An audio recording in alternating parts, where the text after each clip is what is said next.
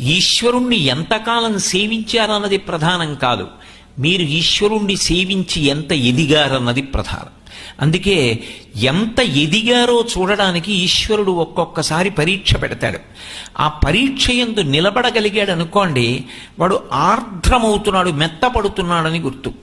భక్తి భక్తుణ్ణి ఏం చేస్తుందంటే భగవంతుని యందు ఐక్యమైపోయేటట్టుగా చేస్తుంది. అది జ్ఞానము ద్వారా చేస్తుంది. జ్ఞానాద్దేవత కైవల్యం. ఆ జ్ఞానము కలిగిన నాడు భగవంతుని యొక్క అనుగ్రహము చేత భగవత్ సంబంధమైన జ్ఞానము కలుగుతుంది. అది పుస్తకాలు చదివితే వచ్చేది కాదు. ఉపాసనయందు నిలబడగా నిలబడగా నిలబడగా ఈశ్వరుణ్ణి సేవించగా సేవించగా సేవించగా ఆయన అనుగ్రహం కలుగుతుంది. కలిగిన నాడు జీవుడు బ్రహ్మము రెండు కాదు ఒక్కటే అన్న జ్ఞానం కలుగుతుంది. అదే మోక్షము అని పిలుస్తారు.